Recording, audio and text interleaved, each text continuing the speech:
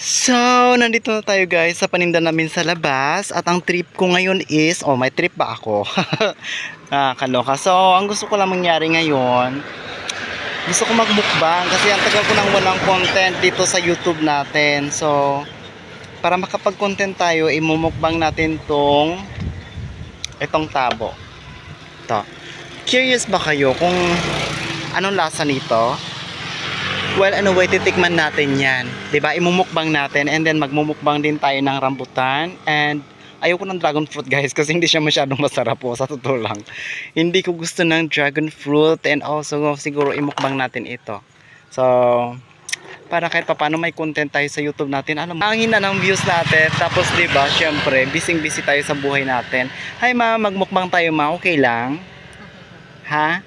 O, sige, magmukbang na kami ni ating yung Eileen, nakakaloka ng asawa ko. So, let's start the mukbang na. Yung magmukbang na nga tayo ng rambutan and Anong prutas to? Biglang na hinto. Anong pangalan nito? Tinanong kita tapos tatanungin mo ako, nakakaloka. So, tabo. Ito guys yung tinatawag nating tabo guys na prutas. Ayan, so ngayon matitikman na natin siya. Bakit ba ganito yung mukha ng mga prutas na imumukbang namin? Because, alam nyo naman, as sales boy sales boy or yung mga kami mga nagtitinda ng prutas, nagtitinda ng kung ano na, syempre sa amin yung tira-tira lang, yung mga pabulok na yan yung sa amin, yung pwede pang kainin, kakainin namin. Of course yung mga maganda pa talaga yun yung pambinta namin sa inyo, 'di ba? Para naman sulit, syempre sulit ang pera ninyo para ang produkto namin ay sulit din. Nakakaloka, dudoy lutang-lutang ka, what happened to you? So, bago tayo magbukbang, magbismillah tayo ha. Okay? So, bismillah. Yes. Bismillah. Oh, ang sarap guys. Oh. Ang sarap ng ng rambutan na to. Manipis yung balat niya pero makapal yung laman niya. Let's see kung talagang tuklap nga talaga itong binibinta naming rambutan. And kung matamis ba siya. Tuklap siya. Tuklap. Tuklap siya guys. Oh yes, perfect. Tuklap talaga siya. Talaga kasarap.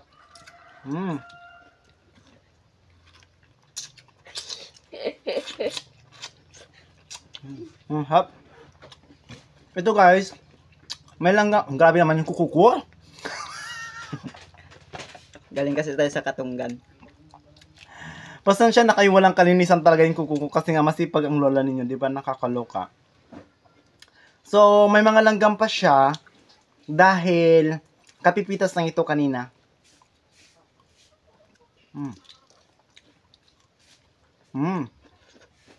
Sarap.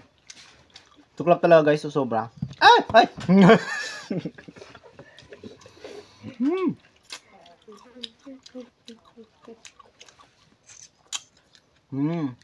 Ang sarap Elgin. Grabe pagkasarap.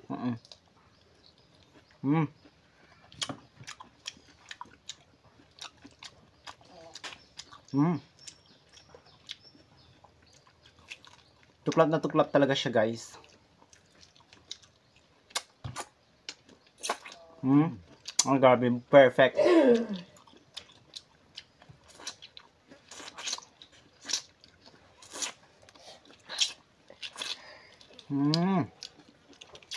Perfect, kung ano sitira.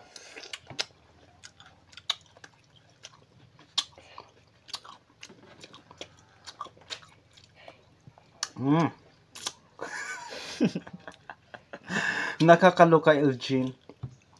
Elgin, kamusta yung pag-aaral mo? Okay lang naman po. Bilang scholarship ni Mami, nahihirapan ka bang mag-aral ngayon compare sa dati? Hindi po. Bakit mo hinasabing hindi? Kasi malaking tulong na po yung binigay ni tita sa amin. Correct. Napakalaking tulong talaga kapag may taong sumusuporta sa'yo sa pangarap mo para maabot mo. Ang kailangan mo na lang gawin is yung galingan mo sa pangarap mo and gawin mo yung karapat-dapat sa tingin mo na hindi makakasira sa pangarap mo. Hindi ba? Opo.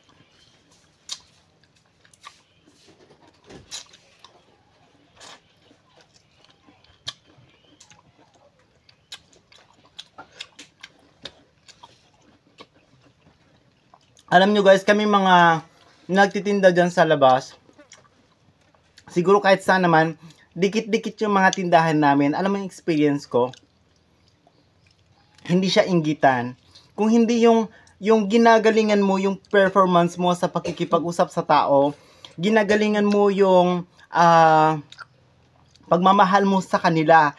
And then yung mga produkto mo, sinisiguridad mo na talagang quality siya, yung wala siyang bulok, yung hindi siya pabulok. Kasi yung pera nga ng ating mga customer, katulad din yun ng mga namimili sa amin, ay hindi naman talaga bulok, diba? So kaya deserve ninyo bigyan namin ng quality na mga prutas, ganun na produkto, di ba? So, ganun yung mga experience namin. Pero kung nagtitinda ka yung parang wala lang, sige, I think walang bibili sa'yo, di ba? Opo. So, ang kailangan mo talaga kapag ikaw isang nagtitinda or nagninegosyo ka, kailangan presentable lahat. Magmula sa loob ng ulo mo. Hanggang pababa. Hanggang sa loob ng dibdib mo. Yung buong katawan mo, charot, hindi naman yung buong katawan. Yung loob ng utak mo, yung loob lang ng ulo mo at saka yung loob ng dibdib mo. Isa sa mga factor yan na kailangan mo sa pagtitinda. Yeah. Yes. Bakit ba? Dahil doon ka nakaka-attract ng mga customer. Yung nilalaman ng isip mo at nilalaman ng puso mo. That is the fastest way to attract the customer. O, diba? Nakakaloka ang lola mo. So, ganun. Ganun tayo dapat pag nagtitinda tayo or pag nagbi-business tayo or whatever is the business we are handling, 'di ba?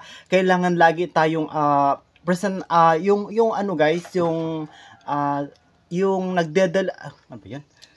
Lagi tayong fluent sa mga ginagawa natin. Or Dudoy, ano sinasabi mo? Nakakaloka ka, namin nanonood. So yun guys, ang ibig ko bang sabihin yung kailangan yung parang daloy ng tubig. Tanga-tanga, pinapahirapan ko yung explanation. Oo, sige, paguluhin pa natin yung explanation. Nakakaloka. So ngayon guys, stop muna natin tong rambutan. Dito na naman tayo sa tabo na prutas. So bubuksan na natin tong tabo kung totoo nga na masarap. Huy! Sabihin ko sa inyo, masarap to. Ano ba? Nakakaloka naman kayo. Sobrang sarap. Actually, sa lahat ng prutas na binibinta namin, ito yung pinakagusto kong prutas. First, juicy. O, diba? Secondly, matamis siya. Na mayroong asim na kaunti. Pero pag hinog na talaga siya, napakatamis niya na, promise. I swear. So, let's open this. Wow. Oh, sarap! So, ganito yung kanyang laman, guys. Para siyang cotton balls, 'di ba? Para siyang guyabano, basta parang guyabano or something na ano pa ba? Ano pa bang explanation na iba dito? Para siyang santol. Oh, para siyang santol. Perfect! Salamat naman, LG.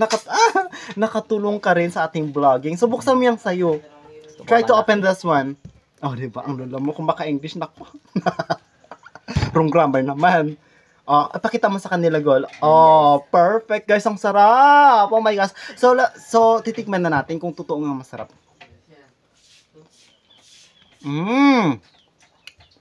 The best. Sarap. Grabe. Yung tamis na, guys, nanunuot talaga siya sa dila mo.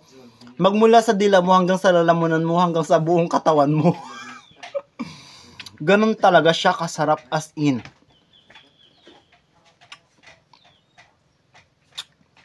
So ito naman yung kanyang buto, guys. May natitira talaga siyang parang koton-koton. Parang siyang santol. Dami niyang sabaw. Kaya nalalaway-laway ako. Kasi ang lasa niya, guys, matamis, pero may konting asim. Asim, rather. So let's have another. Ang sarap, guys. Ang dami niyang sabaw. As in, mabubusog ka talaga.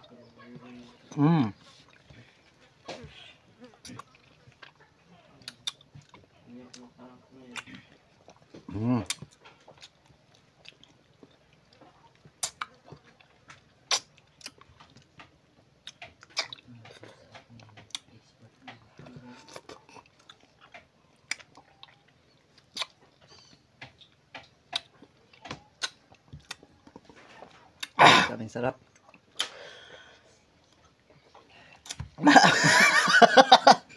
Parang nalulunod na ako sa sobrang dami ng sabaw niya. Ikaw? Yes. Ganito lang siya, pero pag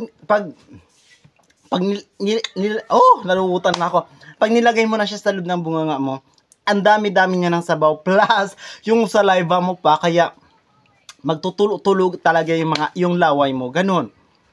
So, LG, nag-enjoy ka ba sa ating vlogging for today's video na? Nag-enjoy ako. Yes, of course naman, nag-enjoy kami. I hope na nag-enjoy kayo or may konti kayong saya or konting ngiti man lang na tumatak sa mukha ninyo. Charot. At least guys, kahit konti man lang mangiti, yan, napangiti namin kayo. Ayan, so patuloy lamang tayo sa ating pangarap, estudyanteng vlog. Mangarap ka, mangarap ako, mangarap kayo, mangarap tayong lahat. Yes! And kung bago pa lang kayo sa aming YouTube channel, huwag mo nang kalimutan mag-shout out! Shout out pa tayo, hindi pa tayo tapos. Pinawisan ako, my goodness, nakakaloka. So, shout out muna kay Nanteza Grich, Jared Aguilar, Jasa Faith Mecabalo, Nicole Gonzalez, Maoy Patsyag, yes, Maoy Patsyag, and sa inyong lahat. Shout out. Ikaw ba, sinong gusto mong i-shout out? Oh my God. Huwag ka na mag-isip, kanina ka pa. And kung bago pa lang kayo sa aming YouTube channel, don't forget to subscribe. Bye!